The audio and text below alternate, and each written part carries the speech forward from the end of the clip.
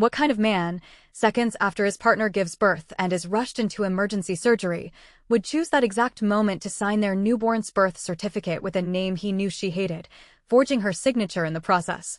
My sister, Clara, found out the hard way. It all started when I was just 14. Clara, who was 22 at the time, had been with her boyfriend, Mark, for 4 years. They were happy, or so it seemed, until they got the news that she was pregnant. Immediately, they got engaged, and for a little while, everything felt like a fairy tale. But fairy tales have a nasty habit of crumbling, don't they? Clara's pregnancy was, well, it was a nightmare.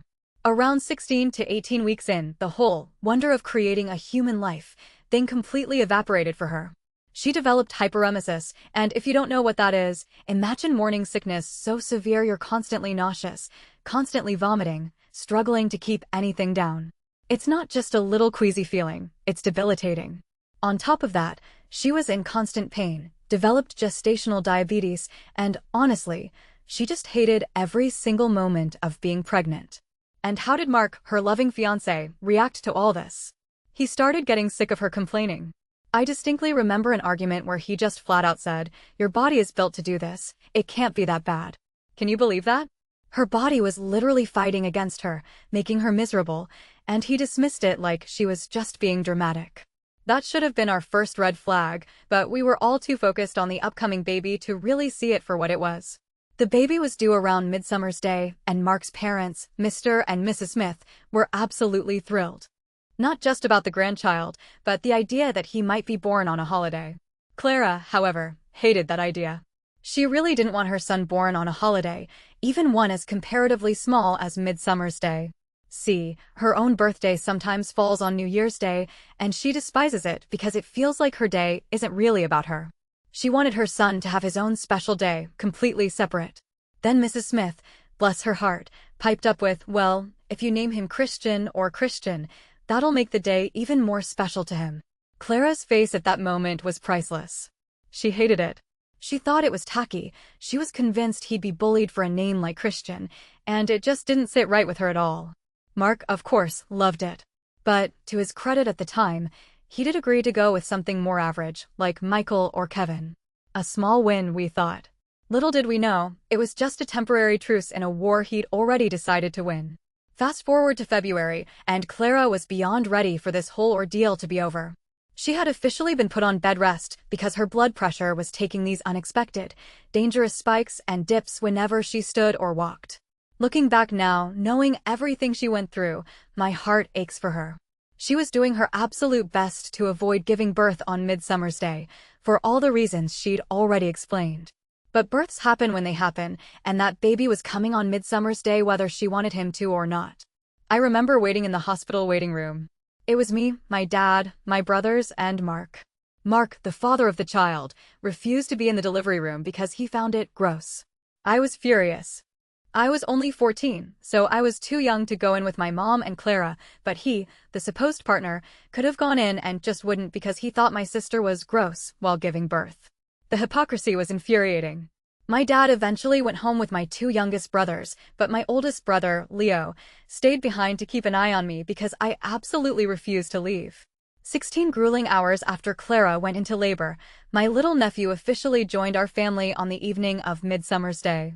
There was a brief moment of pure joy, pure relief, but it was overshadowed almost immediately. Clara wasn't okay. She had to have an emergency cesarean section. And during the operation, the doctors discovered something horrifying. At the back of her uterus, facing her spinal cord, there was a very large and very severe tumor. Thankfully, it wasn't cancerous, but when I say large, I mean it was twice the size of a standard uterus. The doctors were shocked. They couldn't understand why no one had noticed it on an ultrasound before. It turned out that this massive tumor was the cause of her severe back pain and all those terrifying blood pressure issues she'd been having. The doctors immediately went in for more surgery to remove the tumor. But the situation was far more dire than anyone initially understood. In the end, they had to perform a full hysterectomy. This meant that my sweet nephew, who had just entered the world, would be Clara's only child. The weight of that news, the finality of it, hung heavy in the air. Now, while Clara was in for this life-altering surgery, Mark was supposedly taking care of everything baby-related, making sure his son was okay. In my 14-year-old memory, I recall him seeming suitably distraught, but honestly, I didn't pay him much mind. I spent most of my time in the waiting room with my mom and other sister, just reeling from everything that had happened. Leo, however, always the thoughtful one, wanted to be a good future brother-in-law. He went to check on Mark to make sure he was okay. Leo found Mark filling out the baby paperwork all on his own, looking, in my brother's exact words, like he had not a single worry in his mind. Leo, being 16 at the time and far too trusting, asked Mark why he wasn't waiting for Clara to fill out the paperwork. She should have been out of surgery within the hour. And Mark, with a straight face, said he just wanted her to get her rest and heal. It sounded plausible enough to Leo, who didn't know any better. He bought it. We all did, for a moment. Now I know what you're probably thinking. You're shaking your head, maybe even talking to the screen right now, saying no, he wouldn't. He knows how much she hates that name. And besides, she'd need to sign the paperwork too. My fellow viewers, I regret to inform you. Mark absolutely would. He did. He forged Clara's signature on that paperwork. And he waited until she was out of surgery and groggy, recovering from a hysterectomy, to hand the completed forms over. My sweet, innocent nephew, born on Midsummer's Day, was named Christian on his first official birth certificate. To this day, I don't understand why Mark and his parents were so incredibly insistent on that name. He had even agreed on a different one with Clara. And before you ask, no, he was never brought up on forgery charges. Why? Because his parents, Mr. and Mrs. Smith, conveniently claimed they were witnesses to Clara signing the papers. They only arrived at the hospital at the very last minute, but their word was enough. The sheer audacity of it still makes my blood boil. So, Clara did what any self-respecting woman would do. She dumped him. And she wasted no time changing her son's name a month later. She was even willing to do split custody with him, because he was her son's father, and she wanted the kid to know him. She's like that, always putting her child first, even when it's hard. But Mark? He just vanished. She never heard anything back from him. We all thought it was incredibly out of character for him to just disappear like that, even for a total jerk like him. Until about 6 months later, when a mutual friend on InstaFeed was tagged in his wedding pictures. Turns out, Mark had started cheating on Clara not long after she got pregnant. The entire time she was suffering through hyperemesis, dealing with excruciating pain, being put on bed rest, and ultimately undergoing a life-altering surgery, he was sneaking around with another woman. Clara was livid, absolutely beside herself with rage and heartbreak. But there wasn't much she could do about the cheating. She filed for child support, picked herself up, and continued to live her best life, determined to be the most amazing single mother our nephew could ever ask for. And she was. For 6 years, she was an incredible single mom. Our nephew, who we now call Chris as a family nickname, was thriving. Life went on, and the memory of Mark faded into a bitter footnote. Until 6 years later, that is. Because that's when my story, and the beginning of Clara's sweet, sweet revenge, truly begins. By this point, I had been working as a hairdresser for about 8 months at our local Supercuts. I was just doing my job one day, snipping away, when who should be seated before me in my chair but Kim, Mark's wife. The woman he cheated on Clara with, the woman he married. I took her back for a trim, trying to keep my face neutral, my hands steady. And it was immediately clear that she had absolutely no idea who I was. That made sense, actually. A mutual friend who still, for some reason, kept in contact with Mark had mentioned that Kim was completely in the dark. She had no clue about Clara, no idea she was the other woman, and definitely no inkling that Mark actually had a kid he was, very infrequently, paying child support for. She was completely oblivious to the tangled mess she'd walked into. I told myself, very sternly, not to be an ass. Treat her like a normal customer. And I did. For a while. But then I noticed something. Kim was heavily pregnant herself. A lot of our conversation naturally gravitated towards that. She loved being pregnant, she said, but it was hard. Her husband, Mark, big shocker here, was so unsympathetic. And she was due in about 10 weeks, and they still hadn't picked out a name for their baby girl. Ladies and gentlepeoples, this was it. This was my chance. I asked her what kind of name she was looking for. She said, I want something unique and unusual, but not ridiculous, like Braintley. You know the ones I'm talking about. Apparently, Mark had suggested so many already, and she hadn't liked any of them. So I, conniving little weasel that I am, paused, looked her in the eye, and said, What about Clara? Now, my sister's actual name isn't Clara. We used that name for the story. Her real name was given to her after an older family member who passed away not long after she was born. There was no female equivalent for his name, so our parents created one for her. It's a truly beautiful name, and it was exactly what Kim was looking for. She loved it. She absolutely loved it. And she stuck by it. Months later, I found out through some very careful Insta-feed stalking that she had put her foot down, and that was their daughter's name. So now, Mark has a daughter with his ex's name. A constant, daily reminder of Clara. And, perhaps more importantly, a constant reminder to pay his damn child support. Our little nephew, Chris, is 10 years old now. He has a new name, a name he loves, and no contact with his biological father. We do still sometimes call him Chris as a family nickname. He likes it, but he doesn't want to bring it to school, so it stays just between us. Clara pretends to hate it when we call him that, but it's all in good fun. As long as he likes it, she doesn't have a problem with it. And she's seeing a new guy now, someone really great, who has truly stepped up and become like a father to Chris. It's a story with a lot of pain, a lot of betrayal, but in the end, a little bit of sweet, sweet justice. What do you think about Clara's revenge? Was it justified, or did I go too far by tricking Kim? Let me know your thoughts in the comments below. Seeing Clara finally find happiness, seeing Chris thrive with a real father figure in his life, it was everything we could have hoped for. But even as I felt a deep satisfaction at the little piece of revenge I'd enacted, a tiny, almost imperceptible sliver of unease remained. Kim, after all, was an innocent party in this, a pawn in my game of payback against Mark. And I knew deep down that her blissful ignorance couldn't last forever. The truth, like a persistent weed, always finds a way to break through concrete. Months after my encounter with Kim at Supercuts, the news filtered through our mutual friend, the one who still inexplicably kept tabs on Mark. Kim had given birth. A beautiful baby girl. And her name? Clara. My heart did a strange little flip-flop in my chest when I heard it. Part triumph, part something else. It was an undeniable victory, a constant, daily thorn in Mark's side. Every time he looked at his new daughter, he'd see a reminder of the woman he'd so cruelly discarded. Clara, the strong, resilient woman he'd betrayed. And he'd see a reminder of the child he'd named Valentino, then abandoned. It was perfect in a twisted, karmic way. I remember telling Clara. We were sitting on her couch, watching Chris play with his new toy car. I tried to keep my voice casual, but there was an edge of barely contained glee. Guess what, sis? I said, trying to sound nonchalant. Mark and Kim had their baby. It's a girl. Clara looked up, a soft smile on her face as she watched Chris. Oh? That's good for them, I suppose. Not that I care. I leaned in, a mischievous glint in my eye. And guess what they named her? She shrugged, uninterested. Something ridiculous, probably. Mark has terrible taste. Clara, I said, a grin finally breaking through. They named her Clara. The smile vanished from her face.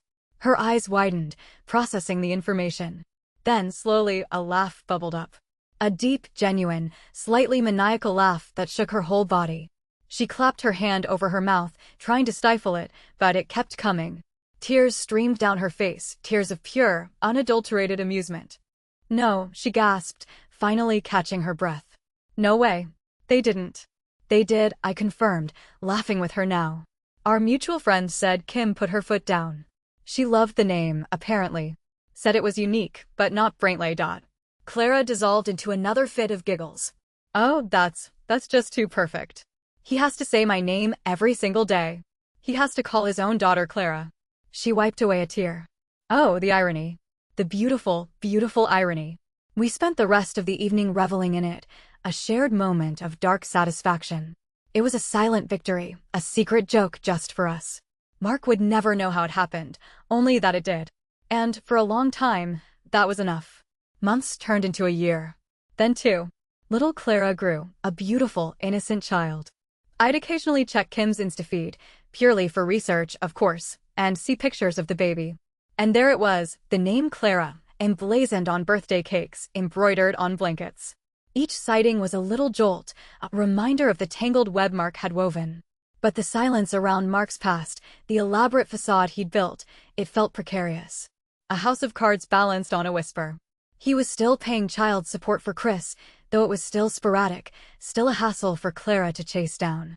Every time a payment was late, Clara would seethe, and I'd wonder if this would be the thing that finally broke the dam.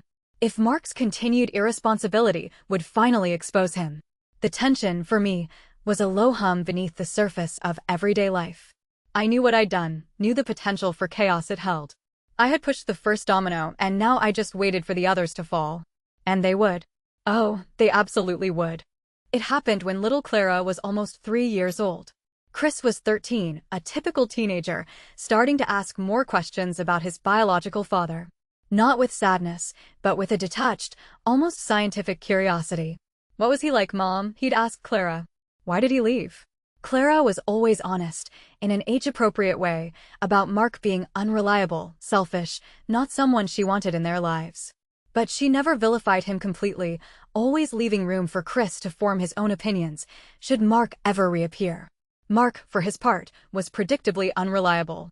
The child support payments, which had always been infrequent, became almost non-existent. Clara, ever the pragmatist, had started the process of taking him back to court. It was a grueling, frustrating process, but she was determined. Chris deserved what was owed to him. One sweltering summer afternoon, I got a frantic call from Clara. Her voice was tight with a mixture of anger and something I couldn't quite place. "You're not going to believe this," she said, her words tumbling out. "The court sent some documents today. For the child support case. And they were addressed to Mark, but they got sent to my old address. The one we shared when Chris was born." My blood ran cold. This wasn't good. Mark's new address should have been on file. Why would they send it to Clara's old address? "What kind of documents?" I asked, my voice barely a whisper. "Just standard court stuff, summons, financial declarations," she rattled off. But among them, there was a letter. From a bank. About a new joint account. In his name and Kim's name. Okay, that in itself wasn't terrible. But then she dropped the bombshell. And there was a photo. A family photo. Of Mark, Kim, and their daughter. Little Clara. Her voice was thick with a strange emotion. And on the back, handwritten, it said, "Our beautiful Clara, 3 years old today." I could feel the air leave my lungs. This was it. The moment. Why would they include a photo in legal documents? I asked, trying to grasp onto some logical explanation. It was probably just stuck in with some other personal mail Mark had redirected, and the envelope was ripped open by mistake, Clara speculated, her tone oddly calm now, almost clinical. Or maybe he was just sloppy. But that's not the point. The point is, I finished for her. Kim just found out about Chris. Clara was silent for a moment, then let out a sigh that sounded like a deflating balloon. "I think so. I mean, the letter was addressed to Mr. Mark and Mrs. Kim Smith. And the bank details were clearly theirs. But then there were these other papers, legal documents specifically naming Chris and the child support arrears. The implications were staggering. If Kim had found those documents, if she'd seen a photo of her husband with a completely different woman and child, all tied to legal proceedings, there was no way she could remain in the dark. "What did you do?" I asked, my heart hammering against my ribs. "What could I do?" Clara said, a hint of steel in her voice. "I immediately mailed the whole package, express delivery, to Mark's current address. To the attention of Mr. Mark Smith and Mrs. Kim Smith. I even added a little note on the outside, in red pen, saying urgent, family legal documents." My jaw dropped. Clara had just lit the fuse herself. "You sent it to both of them?" I clarified, a mixture of shock and awe washing over me. "Of course," she said, sounding utterly composed. "If he wanted to hide his past, he should have been more careful. This isn't just about him anymore. It's about Chris. And frankly, Kim deserves to know the truth about the man she married, the man who's been living a lie for years." The next few days were excruciating. We waited. We wondered. The mutual friend was suddenly silent on InstaFeed, no updates from Mark or Kim. It was the calm before the storm. Then, a week later, the friend messaged Clara. Just 2 words, it happened. The storm had broken. The truth was out. And I had a feeling, a deep, unsettling feeling, that this was only the beginning. The story of Mark, Clara, Kim, and little Clara? It was about to get a whole lot messier. The story of Mark, Clara, Kim, and little Clara? It was about to get a whole lot messier. That message from the mutual friend, "It happened," hung in the air like a thundercloud. Clara and I exchanged frantic calls, our voices buzzing with a mix of dread and exhilaration. We knew what it meant. Kim had found the package. The truth, in all its ugly glory, had finally detonated in Mark's carefully constructed life. A day later, the mutual friend, let's call her Sasha, messaged Clara again, a torrent of information spilling out. Sasha had apparently been caught in the crossfire, as Mark had called her in a desperate, rage-filled frenzy, trying to spin a web of lies. According to Sasha, Kim had opened the mail. She'd seen the bank statement, the joint account. Then the family photo, the one with "Our beautiful Clara, 3 years old today," scrawled on the back. A tender, loving message for their daughter, bearing Clara's name. And then, nestled among those seemingly innocent family items, the court documents, the summons, the financial declarations, all detailing Mark's past due child support for a son named Chris. Sasha described it as a total meltdown. Kim, who had been so blissfully unaware, so utterly in the dark, had been confronted with incontrovertible proof that her husband was not only a serial liar but a deadbeat dad. Mark, apparently, had tried to stammer out some incoherent explanation about an old fling and misunderstanding, but the documents were too clear, too damning. The fact that the first Clara's name was on the daughter's birth certificate and that the child support was for a son named Chris, the pieces clicked into place with a sickening thud. The husband she thought she knew, the one who constantly complained about money, had been hiding an entire other life, an entire other family. Clara recounted Sasha's words to me, her voice trembling slightly. Sasha said Kim just went silent. Then she started screaming about how she'd been lied to for years, how he'd kept her in the dark.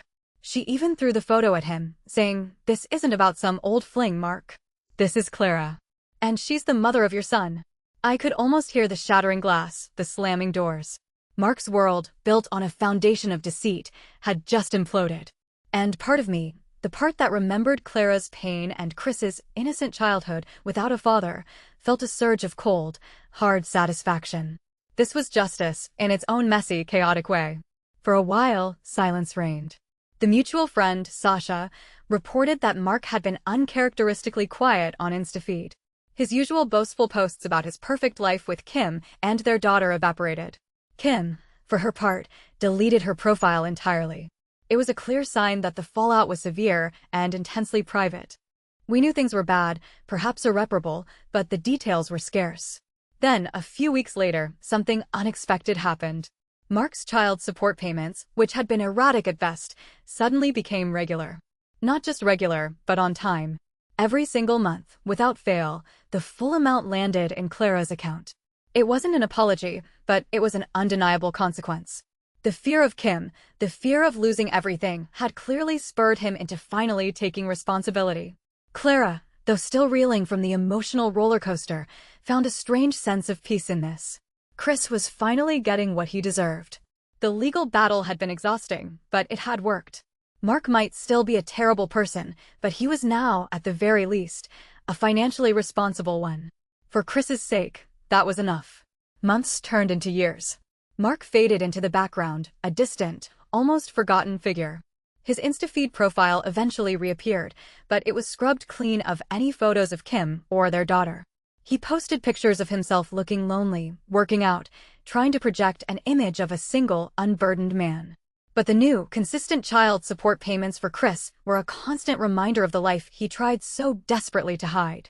Kim never reactivated her InstaFeed profile, and Sasha reported that the divorce had been swift, brutal, and utterly silent. Kim had taken their daughter, little Clara, and moved back to her hometown, cutting all ties with Mark and his network of enablers. Life, as it always does, went on. Clara thrived as a single mother. Chris grew into a bright, funny kid, completely oblivious to the name drama surrounding his birth. He knew his dad was gone, but he had Leo, his uncle, and our parents, and Clara, who was, quite frankly, a superhero. He had a family that loved him fiercely, and that was all that truly mattered. As for me, I finished school and embarked on my own journey. After a few detours, I found myself drawn to the creative side of things, specifically hairstyling. I enrolled in cosmetology school, worked my tail off, and eventually landed a job at our local Supercuts. It was a bustling, lively place, and I loved the daily interactions, the transformation I could bring to people's looks. 8 months into my career, I was finally finding my rhythm, my confidence growing with every snip and style. It was just another Tuesday afternoon. The salon was reasonably busy, the hum of dryers and the gentle chatter filling the air. I glanced at my appointment list, then looked up as the next client was ushered to my chair. My breath hitched. Sitting there, casually flipping through a magazine, was Kim, Mark's ex-wife. The woman who, years ago, had unknowingly carried a baby named after Clara. The woman whose world Clara had inadvertently shattered. Here she was, in my chair, utterly oblivious to my identity, to the intricate web of our shared past. My heart hammered against my ribs, a frantic drumbeat against the quiet salon music. She looked older, of course, but still recognizable. And then I noticed it. The distinct, unmistakable curve of a heavily pregnant belly beneath her loose-fitting blouse. My first instinct was to panic, to excuse myself, to run. But professionalism kicked in. And something else, something primal and strategic, stirred deep inside me. I swallowed hard, forcing a polite, professional smile onto my face. "Hi there," I said, my voice sounding steadier than I felt. "Ready for a trim?" She looked up, her eyes meeting mine, completely devoid of recognition. "Oh yes, please," she said, her smile friendly. "Just a little off the ends. It's getting so unruly with all this pregnancy hair." I led her back to my station, my mind racing a million miles a minute. She had no idea. Absolutely none. The mutual friend, Sasha, had mentioned that Kim had completely distanced herself from Mark and his old life, that she never wanted to hear about him or his past again. She hadn't even known about Clara's existence until that explosive package arrived. So it made perfect sense that she wouldn't recognize Clara's younger sister, the teenager who had been a blurry face in the background of her ex-husband's distant past. I strapped her into the chair, draping the cape around her shoulders, my hands moving on autopilot. "So, how far along are you?" I asked, making conversation, trying to keep my voice light and normal. "About 30 weeks, she replied, patting her swollen belly. 10 weeks to go if she comes on time." I asked, a tiny, almost imperceptible jolt going through me. "Congratulations. Do you have a name picked out?" She sighed, a weary but loving sound. "Oh, thank you. And no, not yet. That's the biggest struggle. My husband, bless his heart, is so utterly useless when it comes to names. Everything he suggests is just so bland." She rolled her eyes playfully. "And honestly, being pregnant is wonderful, but it's also exhausting. The constant nausea, the aches, and he's not exactly the most sympathetic, if you know what I mean." A knowing smile touched my lips. Oh, I knew. More than she could ever imagine. That was Mark through and through. Unsympathetic, self-absorbed, and oblivious to the struggles of the women in his life. The irony was thick enough to cut with a pair of shears. Here she was, pregnant again, and the man she married was repeating his old patterns. "I totally get that," I empathized, carefully sectioning her hair. "Finding the perfect name can be tough. What kind of names are you looking for?" She paused, tapping a perfectly manicured nail against her chin. "I want something unique, you know? Something beautiful, a little unusual, but not, like, completely ridiculous. You see those names online, like Braintley or something." "No, thank you. Just something classic, but with a twist. My husband has suggested so many already, and I just don't like any of them." This was it. My chance. The universe had delivered her right to me, pregnant with Mark's second daughter, struggling for a name, just like Clara had once struggled. And Mark, true to form, was offering no useful suggestions. A mischievous, almost wicked thought bloomed in my mind, a tiny, dark flower of retribution. I looked at her reflection in the mirror, my eyes twinkling with an unspoken secret. My sister's name isn't actually Clara, not in real life anyway. It's a beautiful, strong name, created by our parents after an older family member passed away, because there was no feminine equivalent for his name. It had a lovely, classic sound, but it wasn't overly common. It was perfect. "Well," I said, my voice carefully casual, "I was just thinking, what about Clara?" Her eyes, in the mirror, widened slightly. She turned her head, looking at me, a thoughtful expression on her face. A slow smile spread across her lips. "Clara," she repeated, tasting the name. I like that. It's really beautiful. And it's not one I've heard too often. Clara." She said it again, softer this time, almost to herself. "That's actually really lovely." My heart soared, a silent, triumphant cry. She loved it. She actually loved it. The conniving little weasel inside me was doing a full-on victory dance. I kept my face impassive, merely offering a small, encouraging smile. It is, isn't it? I said, snipping a few inches from her ends. It means clear or bright. A perfect name for a beautiful baby girl. She pondered it for a few more moments, then nodded decisively. You know what? I think you've got something there. Clara. I'm going to suggest that to my husband tonight. I have a really good feeling about it. I just kept smiling, focusing on her hair, my hands shaking ever so slightly with the thrill of it all. I had no idea if she'd actually stick with it, if Mark would agree, if this seed I'd planted would actually grow. But a part of me, a hopeful, vengeful part, felt certain. The thought of Mark seeing his new daughter, hearing her name whispered, seeing it written down, a constant, daily reminder of his past, of the woman he wronged, of the son he abandoned. It was a perfectly exquisite kind of torture. I finished her trim, gave her a quick blow-dry, and sent her off, utterly unaware of the irony she carried with her. Months later, stalking her reactivated, public Instafeed profile from a burner account, I got my answer. There it was, plastered all over her feed, pictures of a beautiful baby girl, with a radiant smile, surrounded by doting family. And beneath every single one, the caption, "Our sweet baby Clara." She had done it. She had stuck by the name. And Mark, whether he liked it or not, now had 2 daughters named Clara. One he had abandoned, whose mother he had betrayed. The other, the child of the woman he'd left Clara for, would now carry the very name he'd tried to erase. The sweet, poetic justice of it all felt almost too perfect to be real. But it was. And I knew, deep down, that this was only the beginning of Mark's long, overdue reckoning. The moment I clocked out, my phone was in my hand, Clara's number already dialed. I practically vibrated with suppressed glee as I waited for her to pick up. The line crackled, then her familiar, slightly tired voice came through. "Hey, everything okay?" she asked, probably hearing the frantic energy in my tone. "Oh, everything is more than okay, Clara," I practically purred, leaning against the break room wall, trying to keep my voice down so no one else in Supercuts could overhear my delicious secret. "You are not going to believe what happened today." I told her everything, the whole sordid, magnificent tale. How Mark's new wife, Kim, had walked right into my chair, heavily pregnant, complaining about her unsympathetic husband. How she was looking for a name. How I, with the innocent face of a helpful stylist, had gently suggested, "Clara." There was a beat of silence on the other end, so long I thought the call had dropped. Then a small, choked sound. You didn't," she whispered, her voice a mix of disbelief and something else, something I couldn't quite place. "Oh, I did," I confirmed, a smug grin plastered across my face. And she loved it. Seriously, she absolutely adored it. Said it was unique but beautiful, exactly what she was looking for. She's going to suggest it to Mark tonight. Another pause, and then a sound that started as a choked gasp and blossomed into a full, throaty, absolutely glorious laugh. It was the kind of laugh that vibrated with years of suppressed anger, of hurt, of quiet resilience finally bursting forth.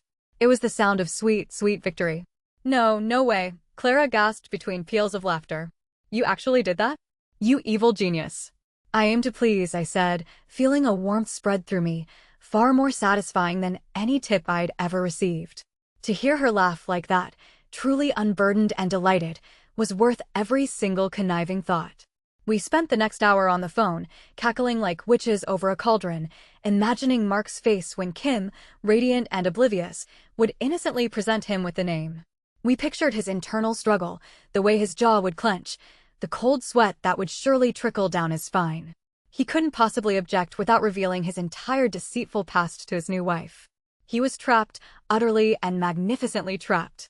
It was almost 6 months later when I finally confirmed it. Kim's Instafeed was public again, a stream of perfectly filtered baby pictures. And there she was, tiny and perfect, swaddled in a pink blanket, her birth announcement proudly proclaiming her name, Clara. I showed Clara the post, and her eyes, usually so weary from years of fighting and raising a child alone, gleamed with an unholy satisfaction. It wasn't just about the name, it was about the silent, daily reminder for Mark. Every time he called his daughter's name, every time he heard Kim say it, he would be forced to remember the Clara he abandoned, the Clara whose signature he forged, the Clara whose child he walked away from. It was a phantom limb of his past, constantly aching, constantly present. The years that followed were, in many ways, a testament to Clara's incredible strength. Leo, our sweet nephew, was growing into a bright, funny, incredibly kind little boy. He was now 10, and a world away from the tiny infant Mark had tried to brand with a name Clara despised. The first thing Clara did, once she was physically recovered and the shock of Mark's betrayal had truly set in, was to change Leo's name. It was a long, arduous process, filled with legal fees and mountains of paperwork, but she was determined.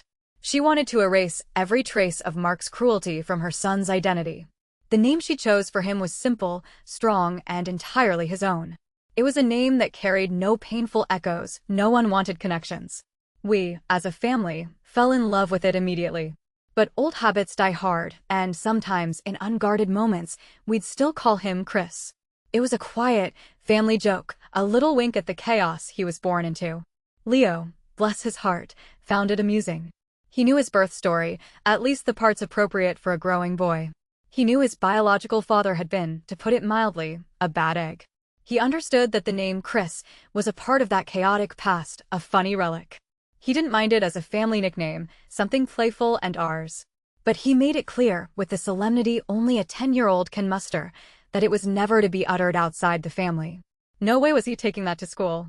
Clara would pretend to roll her eyes whenever we slipped up and called him Chris, a playful scowl on her face. "Oh, you guys," she'd groan, but we all knew it was just an act. As long as Leo didn't mind, as long as he felt loved and secure, she didn't have a problem with it. It was a small, private reclamation, a way to defang a painful memory and turn it into something whimsical. Mark, true to his word, had vanished.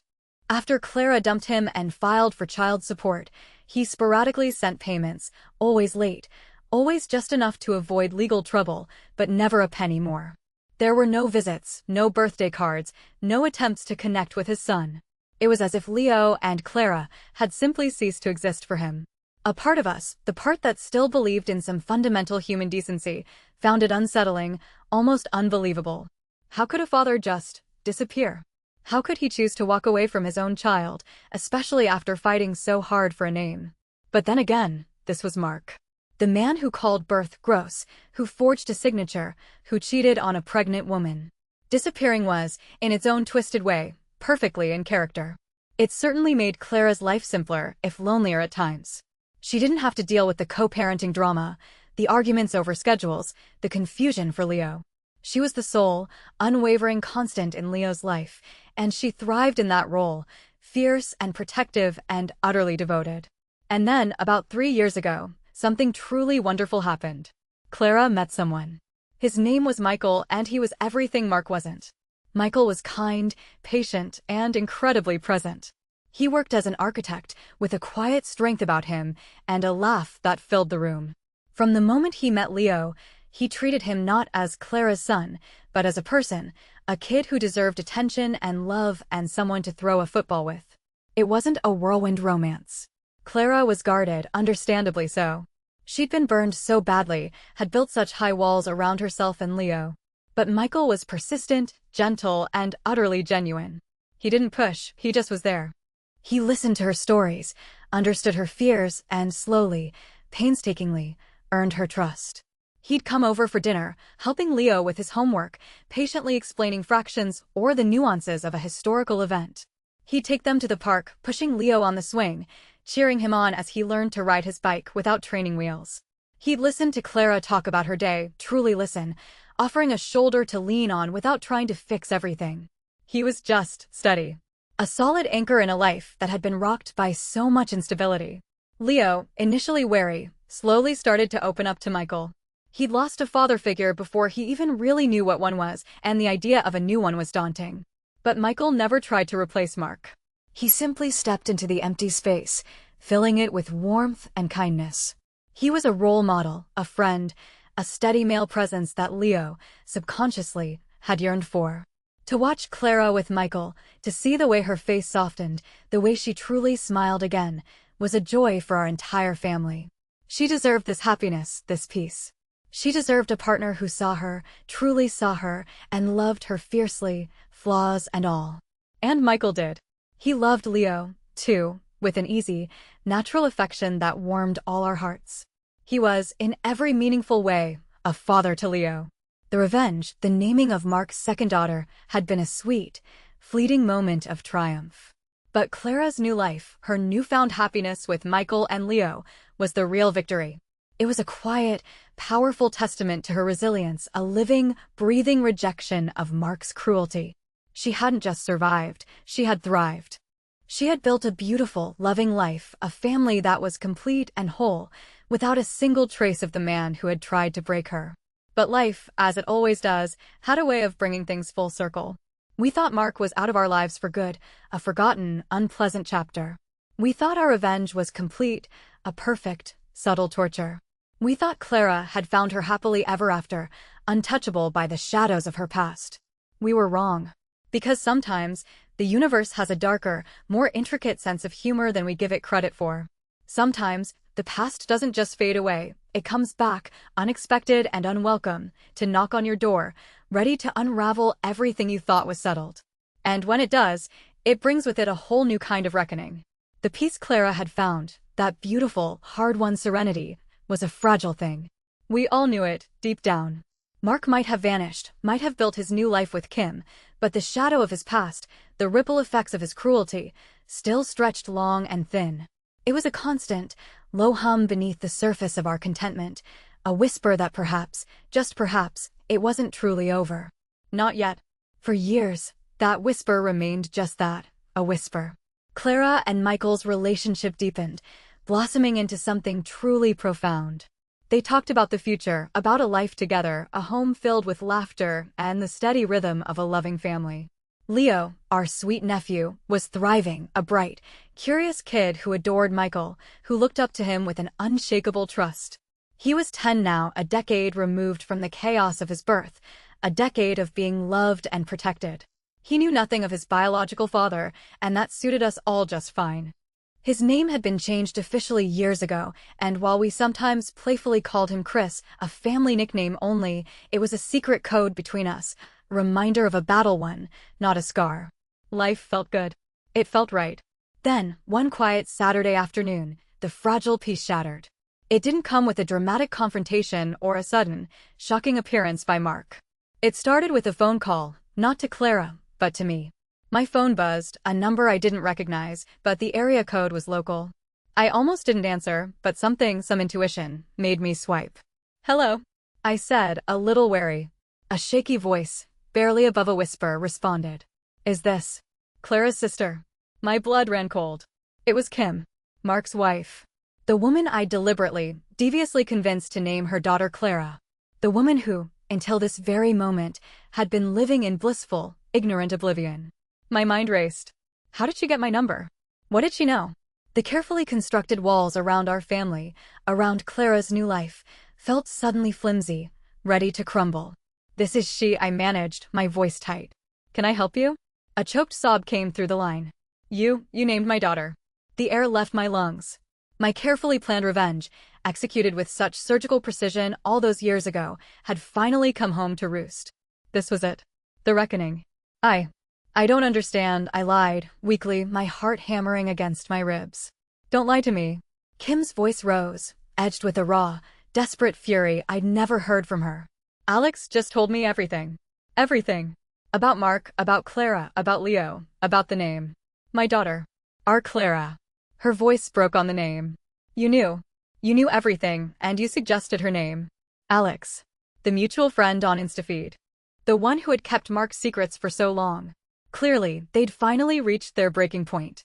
I pictured Kim, heavily pregnant in my Supercuts chair, gushing about her unsympathetic husband, her struggle to find a name. I remembered the twisted satisfaction I felt, planting that seed. Now, the harvest was upon us. "Kim, I started, but what could I possibly say? How do you justify such a calculated deception?" The truth was a tidal wave, and it was about to drown us all. "He has a son," she continued, not waiting for my feeble explanation. "A 10-year-old son that he abandoned. A son named Valentino. Or was it Daniel? Or Jared? Oh, it doesn't even matter, does it? He forged his mother's signature. He left her for me while she was pregnant. Everything was a lie." Her words tumbled out, a torrent of pain and betrayal. She knew everything. The details were shockingly accurate, a testament to Alex's thoroughness, or perhaps their own simmering resentment finally boiling over. I imagined the scene, Kim confronting Alex, the years of hidden truth finally bursting forth. It must have been devastating. "I need to know," Kim said, her voice now dangerously calm, a stark contrast to her earlier outburst. "I need to know why. Why would you do that to me? To my daughter?" I closed my eyes, picturing Clara's face, then Leo's. I thought of everything Mark had put my sister through, the years of pain, the hysterectomy, the betrayal. The answer was a burning coal in my chest, but I couldn't just blurt it out. "Not like this." "Kim, this isn't a conversation for the phone," I said, trying to regain some control. "This is a lot. You deserve to hear it properly. Face to face." A beat of silence. Then a shuddering breath. "Fine. Where? When?" I gave her my address, my hands shaking as I hung up the phone. My heart was still pounding, a frantic drum against my ribs. What had I unleashed? This wasn't just about Mark anymore. This was about Kim, about her daughter, about the collateral damage of a revenge plot I had set in motion years ago. I immediately called Clara, my voice tight with urgency. "She knows.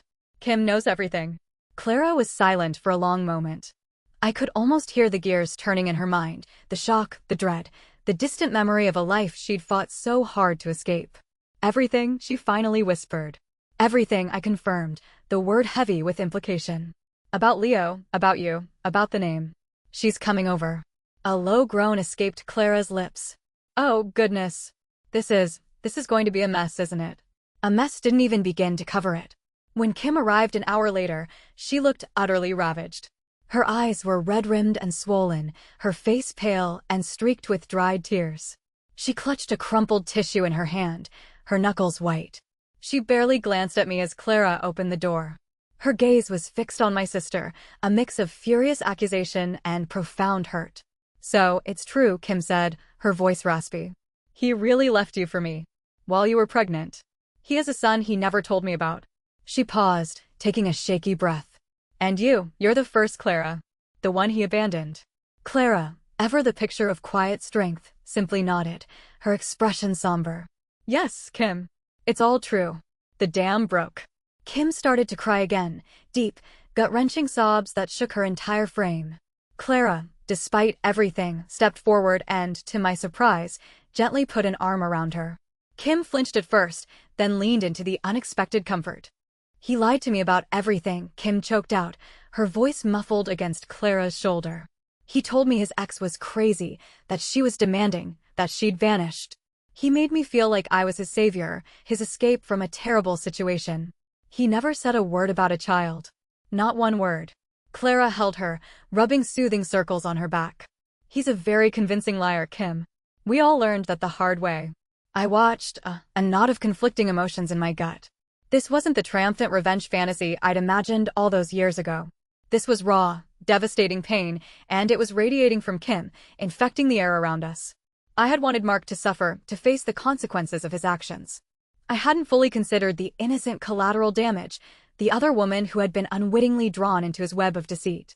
After a while, Kim pulled back, her eyes still brimming with tears, but a new resolve hardening her features. "Why my daughter? Why name her Clara?" she demanded, looking from Clara to me. Clara looked at me, a silent question in her eyes. It was my turn to confess. I took a deep breath. I was angry, Kim. So incredibly angry at what he did to my sister, to our family. And you were pregnant, and you had no idea. It just seemed like a way for him to never forget what he'd done. A constant, daily reminder. Kim stared at me, her expression unreadable. Disappointment? Disgust? I couldn't tell. "So you used my daughter. You used her name to get back at him." "It wasn't about you, Kim," Clara interjected, her voice gentle but firm. "It was about him. He deserved to face the consequences, to be reminded of the life he destroyed, the child he abandoned. You were an unwitting pawn in his game, just like I was." The word pawn seemed to hit Kim hard. She sagged, the fight draining out of her for a moment. "So, my whole life with him has been a lie. My marriage, my family, even my daughter's name. Everything built on quicksand." She looked around our living room, at the framed photos on the mantelpiece, Clara, Michael, Leo smiling back at her. A picture of Leo's 10th birthday, his face beaming. The life Mark had chosen to abandon. Does he know? Kim asked, her gaze lingering on Leo's smiling face. Clara shook her head. No. He knows Michael is his father. He's happy, Kim. He deserves that. Kim nodded slowly, a single tear tracing a path down her cheek. And your daughter, Clara? She's named after you. Yes, Clara said. But it wasn't meant to hurt her. It was meant to be a reminder to Mark. Well, it's a reminder to me now too, Kim said, her voice hollow. Every time I look at her, every time I say her name, I'll know the truth about him. The air in the room was thick with unspoken questions, with the weight of years of deceit. This was just the beginning. The first stone thrown into a still pond, and the ripples were already spreading, threatening to capsize everything Mark had so carefully constructed.